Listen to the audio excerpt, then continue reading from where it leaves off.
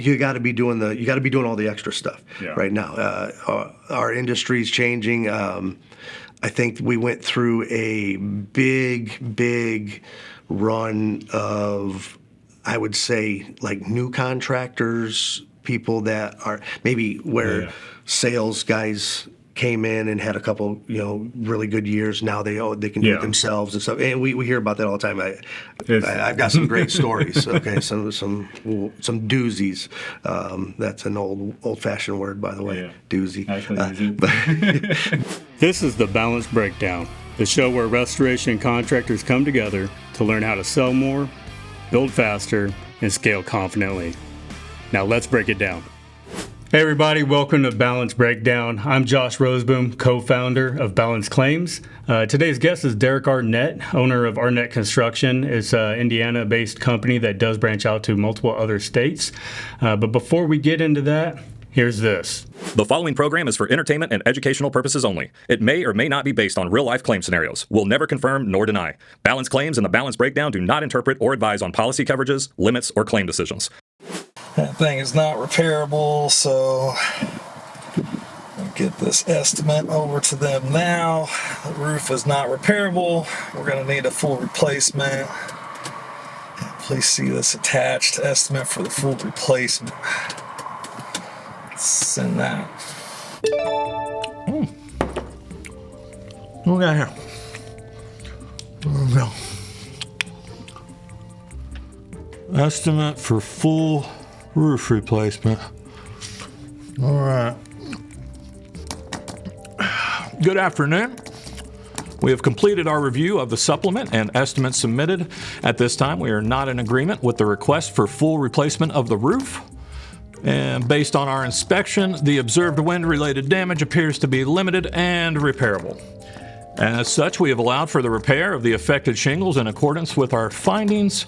At this time, we did not identify sufficient damage to support full replacement under the terms of the policy. Additionally, please note that the coverage does not apply to costs associated with enforcement of any ordinance or law unless specifically triggered and documented as applicable loss.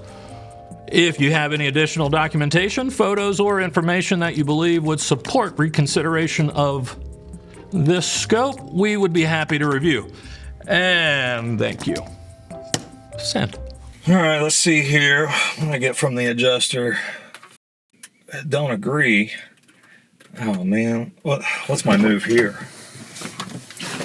All right, Mike, here we go, man. Let's break this down for you. So right now, that adjuster, they are not seeing enough that's going to change them from going from a repair to replacement, right? The big parts of that repair to replace is you're going to focus on repairability, availability, and compatibility, right? You're going to show them, you're not showing them and continuing to just push harder and requesting a repair or a replacement. You're showing them why the replacement is necessary, why that repair can't be achieved. So focus on some proper documentation. Show them repairability videos. Give them manufacturer requirements. Give them the code support. Show them why that repair is not going to work, so they're going to take it from it's not a request, it's a requirement. Copy that, man. Thank you. I really appreciate the help on that. Well, there you have it. Same roof, same claim, just two different perspectives. And that's until the documentation brings them together. Welcome back. I'm sitting here with Derrick Arnett, owner of Arnett Construction. He's been in the industry a long time, ran a construction company out of northern Indiana and actually branched out into multiple different states. Derrick? Thanks for having me down. I appreciate it. We've talked a couple times about making this happen, and Mike reached out a couple weeks ago and almost put it on my calendar for me. So here I am today, and we're going to make it happen. And I appreciate you guys having me down. I'm glad to have you on here. So tell me, how'd you get into this industry? Well, it started, I guess, back in high school, where I had the opportunity to leave school for a couple hours a day, and most kids would jump at that opportunity if they really didn't like sitting in the classroom, which I didn't like to do so much. So I took off a couple hours a day and did the local building trades. Okay. And I learned over my junior and senior year that I like to work with my hands a little bit. And I worked for a local contractor those summers during high school, and really it was 1996. I graduated and decided to go out on my own right then. Kind of knock on wood, we haven't been without work since, so we've been very fortunate. Good. That first contractor you worked with, was that in roofing or was it just general construction? It was general construction. The first trade that I was taught through the smaller company, and these were great guys. They were very good craftsmen, and they taught me tile setting. And so tile setting was my first trade. And then I was a big, strong football player and wrestler in high school, so they saw right away that maybe I would help out on a roofing crew and be pretty good at that. So I did a couple of roofs with their crew, and next thing you know, I figured out, well, maybe I can do this on my own. I told you this story the other day when we were just kind of joking around, but literally a neighbor 5 houses down from my childhood house asked me to put a roof on. They heard I did roofing, so they asked me to put a roof on them, and I gave them a price, and they gave me a deposit, and I used that deposit to buy a roofing gun, a compressor, and a ladder. And I put their roof on, and that was the very first roof I ever did under Arnett Construction and Roofing. And it turns out, 15 years later, I got hit with a hailstorm, and we put another one on for them. The same roof, same homeowner. Same homeowner. Same homeowner. That's awesome. But that's how it all started. Was I kind of learned that I like to work with my hands a little bit early on. Someone taught me the luxury of working for yourself, and I realized early that was something that I really wanted to do. It was not have to ask somebody else for some time off, and if I worked hard enough, then I could dictate when I could take time off and spend time with my family and do things like that. So I think that was a lot of the drive early on. Right on. Well, you mentioned that you were putting the roof on. Were you actually doing the installing? Oh wow! And this is rare in our industry because, and I'm a big guy, so it's really rare to see a big guy on the roof. But yes, for a long time, I would say a solid 7 or 8 years, I was tearing the roofs on, cleaning them up, installing them by myself or with a handful of other guys. And then we just got to a point where I was like, well, maybe we can do one a day. And then we got into the 300 roofs a year, and kind of retail roofing. We were kind of going that direction. And then I think it was when the industry started changing a little bit for us, and we started learning about other avenues into storm damage restoration and whatnot, that we got away from doing it ourselves and started using subcontracting crews. Awesome. So you built that retail model. Like it was just straight retail, 300 roofs a year. That's a big step there. Yeah, it's hard for a lot of people nowadays too, because the industry's got so used to storms, right? That they're going to capitalize on. They're going to build their company around storm restoration work. And I see some people do struggle with getting into the retail side of things, but you started there. What was like the big change for you where you got into insurance work? What was that like? The biggest change was the volume of work, because we were going from one roof a day, and that is a lot for a local small time roofer. Absolutely. Getting a 30 square house done a day with a handful of guys, and we had built that up to we had almost at one point before we got into storm damage restoration. We had almost 50 in-house employees, so we built it up to 2 or 3 roofs a day. They would have separate crews and whatnot. But the biggest challenge we got was when a storm event would happen, and instead of having 1 roof a day, we would have 10 roofs a day. And we just knew that our own in-house crews couldn't handle that volume, and we were seeing what other companies were doing. So the big company would come in from out of town, and they would have 10 crews. So you start learning from the big guys, and I mean that's what this industry is about. And I've got some friends across the country that I've kept one eye on them all the time, because they've been doing stuff right for all the time that I've been doing storm damage restoration. I've been watching the same guys, and they're doing well, and they're changing, and I'm changing, following them also. So we learned that, and I think the volume right off the bat, the sheer volume of work when you're doing something right, and you go into a storm area, it's going to triple. So as far as systems and processes, it's I know things have changed over time since we both got into the industry.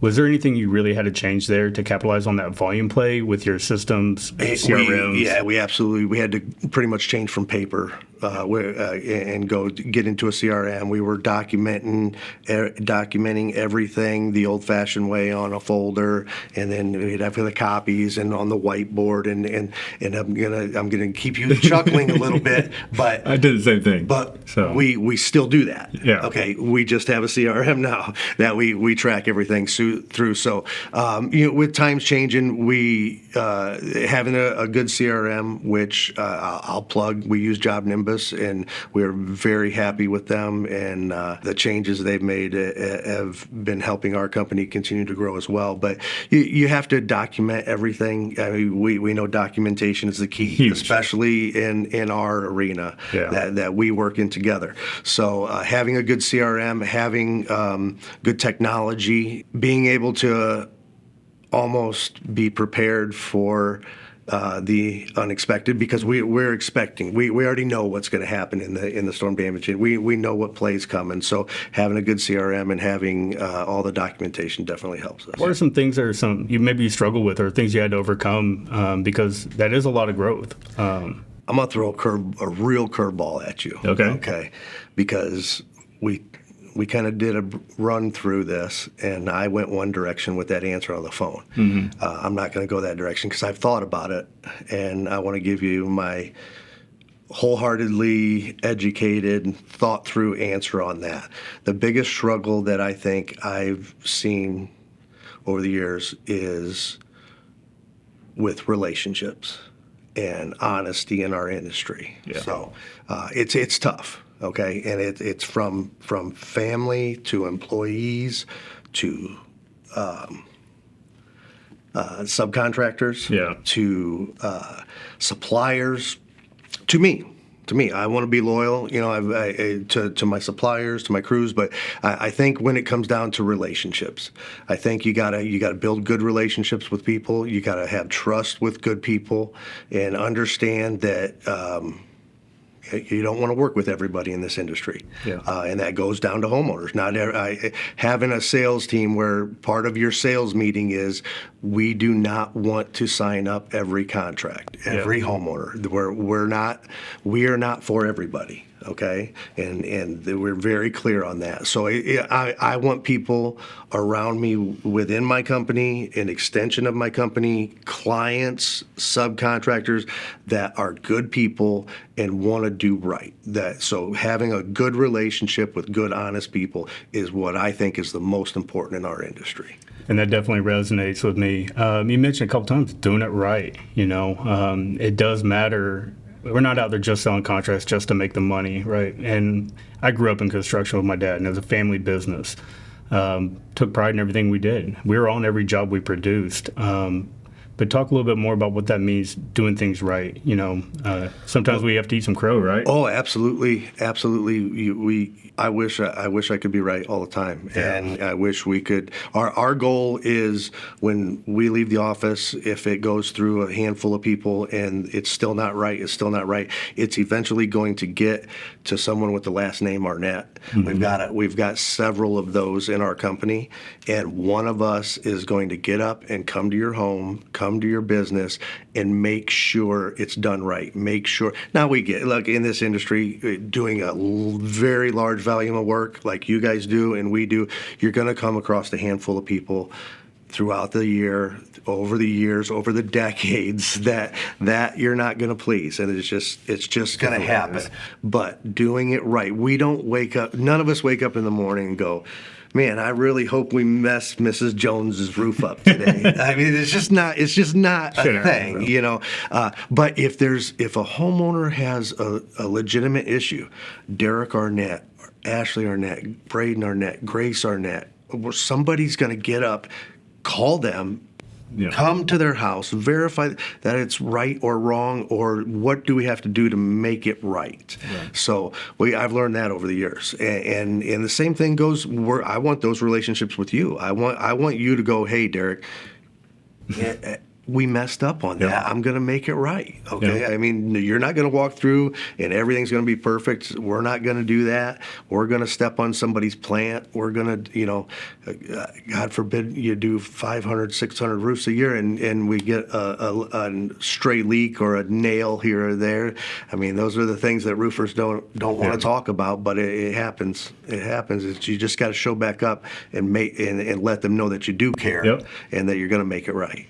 Owning it, man. I've made some great friends in the industry by owning up to mistakes. Absolutely. It's actually easier, to be honest with you, because hey, it happened. Let's fix it. You don't want to walk by a client in the grocery store like this. No. I want them going, hi, hey, Mrs. Jones, how you doing? Is that roof still good for you? Absolutely. That's and sometimes I'm going to be honest with you, and we know how this is. Sometimes you get running busy, storms hit different towns, and we may lose a little bit of focus in that. And over the years, I'll be honest, I have, and some of that goes down with.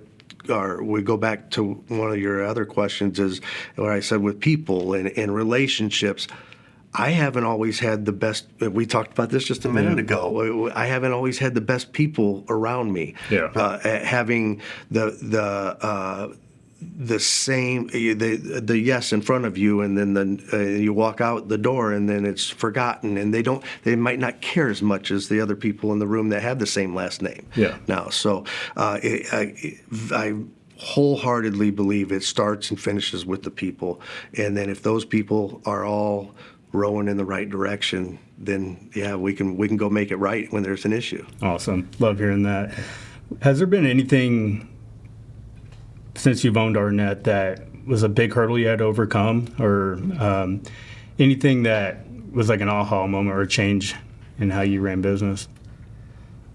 There's a lot. I mean, it's a lot. I know this is, we talked about, we can get a little personal on this. And I mean, I've been doing this for 30 years. I mean, that's a long time. That's, right out of high school. And I'll be honest, I mean, the hurdles started young as young and immature, making a lot of money and maybe doing some of the things that young kids aren't supposed to be doing. I didn't always have the right person on my shoulder, keeping me in line and whatnot. So, as a young person making a lot of money, maybe did some drinking and got in some trouble and stuff like that. Not focused on family, doing things. So that was a big hurdle early on, and it took me into a place of addiction where I was an alcoholic. I mean, I am an alcoholic. 15 years sober now. That's awesome. So thank you. But with that, it's that's one of the first hurdles, and that's a continued hurdle. I fight that still to this day. We go to these social functions. It's everywhere. It's everywhere, especially in this industry. So that's an early on hurdle. Then a secondary hurdle after that, I think I've got that part figured out, was switching from retail to storm damage. And I know we wanted to talk a lot about how to benefit with the storm damage and whatnot, but that was a big hurdle going from the retail to storm damage, and then coming back to it is, hey, we don't want to lose all our hometown people either. So there's been constant hurdles, and then the most recent one we touched on the other day was the entrance over the last handful of years into commercial work, because we would travel around chasing these storms, and we would be doing commercial work in these other towns. We always had a relationship with some of the commercial contractors in our hometowns where you guys would do the commercial work, we would do the residential. Well, after the years, when we're doing the commercial, when we're out running around, we come back home, we're like, okay, it's time for us to go ahead and take those on back home also. So that was a big hurdle, is jumping into the commercial arena as heavy as we have in the last handful of years. Kind of a different critter, isn't it? So handling even residential and storm work is kind of similar, just different approaches, but that leap to commercial is a whole different critter. What are some of the things that you saw, like the major differences transitioning into that, and like how the workflow is, cash flow? Well, I think when we put a file in, it's ready to go. Okay. All the documentation is going to be in there.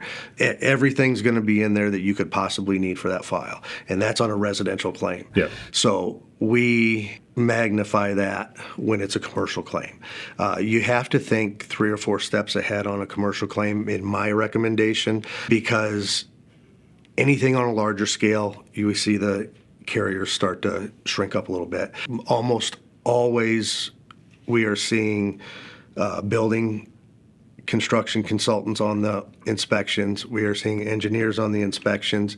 I don't want to say on camera exactly what we do ahead of time to kind of prepare for that. But I think most of the contractors that are doing what we're doing are navigating these in a similar path. Yeah. But the biggest obstacle we see when we get down to it is when you see the larger claims, you see it's a timing thing. It's just gonna take longer. Yeah. You go to a residential house where you're in a cul-de-sac, you're getting them. They cut the check sometimes in the driveway or a week later, and then it comes and that's the stuff that goes in and out so fast. We just wrapped up 2 together that took all of 2 years. Yeah. So 2 years from the date of loss to get approved through and into production. And we just call it like a stall tactic, or we say the carrier throws a boat anchor out and tries to slow it down. You still got to do the same amount of work up front, maybe more on the commercial side. There's just more to take care of. But building that evidence package really and submitting it, the back and forth with the carrier, they stretch out a little bit more because we're talking about a bigger dollar figure in some cases, right? But they're going to throw their whole team at it too. Absolutely. They're less likely to throw their team at it on a residential. They'll have a independent come out, sometimes an engineer if we're trying to get something done. But it's good perspective there. How do you prepare for those larger files? I mean, there is as much part of one of our taglines is plan every detail every plan. Yeah. I want to think about it before it happens. So what we'll do is we'll do numerous site visits, aerial views, measurements, core samples. If there's moisture testing needed, and these are things. I'm not saying anything that most of the players in the industry don't already know. I mean, and half of the people are already doing this, but to have a shot at it anymore. If you just show up at an inspection, that's not going to cut it. Is that I'm here with the maintenance man Jim, and we've got the authority to be here, and we're going to meet with the carrier and their 6 representatives, and we're just here. Yeah, we're just here. So I mean, my recommendation is you have everything thought of that they're going to go through that day, and you have it presented, ready to show them what benefits the client. Yeah. Okay. Not what we want, not what they want, what the client deserves for their policy. Be prepared. Just like you prepare for a game, right? Absolutely. You got to know the opponent. Absolutely. You got to do you've got to do your scouting. You've got to do your reports. You've got to practice. You've got to go there. You almost, I mean, something that big, you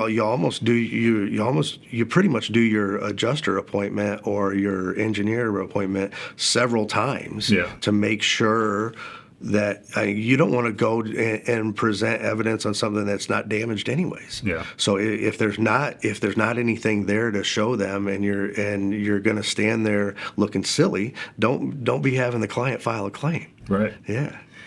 So where do we see the industry going? I mean, a lot has changed since we've been into it, and now with technology and everything else, where it is. Where do you really see things going here in the next 2-5 years? I feel like it's going way out here right now. It's taken a ride out in outer space, and I think it's going to come back. It's everything. I mean, if you're not up with technology, you're not doing all the socials. I mean, you need to be.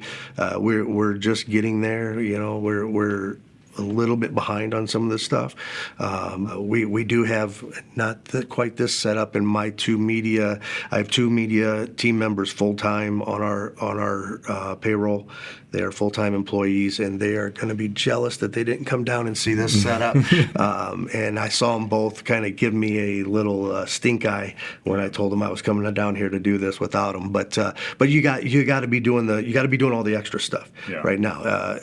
Our industry's changing. I think we went through a big run of, I would say, like new contractors people that are maybe where sales guys came in and had a couple, really good years. Now they can do it themselves and stuff. And we hear about that all the time. I've got some great stories. Okay, some doozies. That's an old-fashioned word, by the way. Yeah. Doozy. I still use it. You see all those the younger generation. They start there, and I read all the stuff. I'm just not a big commenter. Guys, the older generation talk about, but they. I see it kind of them. That generation maybe was coming in and throwing everything at the wall in our industry, and that's where you see a lot of the files that might come through and be like, hey, just throw everything at this. I can tell you we've never sent a message like that, to you. So on our end, if there's a supplement to be had or a file needs to come through you, it's just a simple miss or something like that. Where I'm going with this is I believe there's entire roofing companies that are supplement. Yeah. And they do roofing on the side, so they're running these files and they're building all these claims and they're maximizing these claims to the fullest dollar amount, and then still only doing a fraction of the work because they're not a roofing company or siding or anything. So I think that was a big. I see it a lot. I mean, I'm sure you do too. But I think that was a big thing going on for a long time, and I hope the carriers have kind of caught on to some of that and weeded that out because then you see the carriers push back more for the good guys because the guy's doing it right. Yeah. And we felt that. We're like, hey, this is normal stuff that you're missing. Why is it an issue now? Well, so and so causing a problem for the good guys. Yeah. But it's both ways. You get carriers. We say it all the time. How come every file that comes from this company is missing A, B, and C? Yeah. How come you're the only carrier that tries to depreciate overhead and profit? Something silly like that. Yeah, they're all going to have their tactics and what they do, and it changes every 6 months, every year. They're constantly moving things around a little bit, but as a contractor, I've noticed, and from working with you and your team, the documentation is consistent, and it really seems that you guys are going for reasonable, legitimate items. It makes our job a lot easier, right? It makes us look good because communication's there, documentation's there. So even if you didn't have to take it to a supplement firm or use a public adjuster or an appraiser, you have that documentation for your homeowner, for your team. So it's really about documenting those things and then telling a story, right? What do you need to do as a contractor? But you hit on a good point where some people have a tendency to throw everything against the wall, see what sticks. Like, I'm just happy I got this signed. Now how can I maximize it instead of just doing what's needed to be? When you're reviewing things internally, are you looking for profit margins? Where do I need to be on this? Or do I just need to max it out? No, I'm not. We're looking at the direct physical. We're talking an insurance claim. I'm looking at the direct physical loss on the property. Mm-hmm. That's what we were there for. So when we show up, if there's not any damage on the property, we're going to let the client know, and then we're going to hopefully get a call when they need us in the future. Absolutely. But if there is damage, we decide to work together with them. Arnett is going to decide what we think is damaged on the entire property. Okay, and we're going to start preparing our package. Sometimes it'll come over to balance before that, or at that point. Sometimes we'll send it over to you, and we'll have you start working on things for us at that time. Sometimes we'll just collect our information and then we'll meet with the carrier. Depends on the carrier or who we're meeting with and on how our game plan is going to go forward. So we know sometimes that we've got to have a little bit more ammunition on game day when we meet the adjuster. Mm-hmm. So we might have you do some things for us then. But ultimately, it's going to come down to what the carrier says the scope is and what we say the scope is, and then what the client ends up going with. So, if our scope's here and their scope's way down here, we know we have some work to do. And did something big get missed, or was it fat fingers? And I mean, that stuff happens. Yeah. But we really try to go through and check every box on the adjustment day to make sure that whatever we told the client is getting relayed to the carrier, because that's where the disconnect is. If we tell the client, hey, we found your roof, fascia, and gutters are damaged, and then we meet the adjuster and all we care about is the roof. Well, you already told the client 2 weeks ago that their fascia and gutters are damaged, so we got to check those boxes. We got to at least have the carrier look at it, okay? And then if we don't agree, then we'll discuss that. We got a process for that. Yeah, we got a process for that. Yeah. But ultimately, it's just about getting an agreed scope. In our firm, what we do, we want that file closed as fast as possible. Yeah. We don't. The carrier doesn't want it open. They don't want supplements 6 months down the road. You don't want it open. We don't want it open.